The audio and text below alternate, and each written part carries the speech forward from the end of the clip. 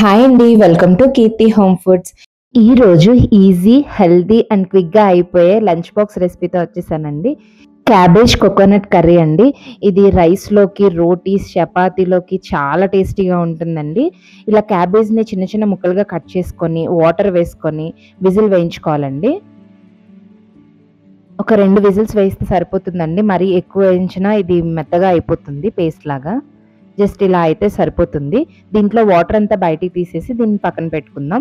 ఇప్పుడు కడాయిలోకి ఆయిల్ వేసుకొని, ఒక టేబుల్ స్పూన్ శనగపప్పు, మినప్పప్పు, జీలకర్ర, ఆవాలు వేసుకొని ఫ్రై చేసుకోవాలి.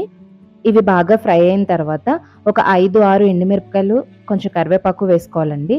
ఇందులో కారం వేసుకోము. మనం పచ్చిమిరపకాయలు, ఎండుమిరపకాయలతోనే కారం వస్తుందండి. మీడియం సైజ్ ఒక ఉల్లిపాయ, 4, 5 పచ్చిమిరపకాయలు వేసుకొని ఫ్రై చేసుకోవాలండి. ఇవి బాగా ఫ్రై అవ్వడానికి కొంచెం సాల్ట్ వేస్తున్నాను. అలాగే గ్రీన్ పీస్ కూడా వేసుకోవాలండి. గ్రీన్ పీస్ కూడా ఈ కర్రీకి చాలా టేస్ట్ వస్తుందండి. కొంచెం పసుపు, మనం ఇందాక ఉడకపెట్టి పెట్టుకున్న క్యాబేజీ ముక్కలు కూడా వేసుకొని కలుపుకోవాలండి. చాలా సింపుల్‌గా, ఈజీగా చేసేసుకోవచ్చండి. మార్నింగ్ లంచ్ బాక్సెస్‌లోకి, స్కూల్‌కెళ్ళే పిల్లలకి, ఆఫీస్‌కెళ్ళే వాళ్ళకి కూడా చాలా ఈజీగా చేసేసుకోవచ్చండి. అండ్ హెల్తీ కూడాను.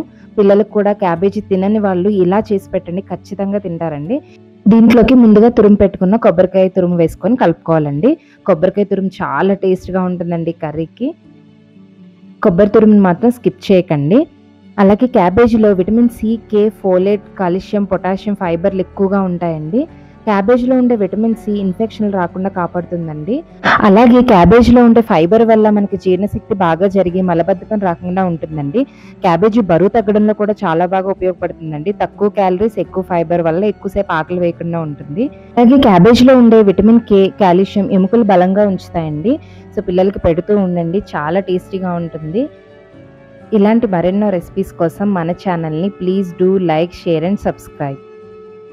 Thank you for watching.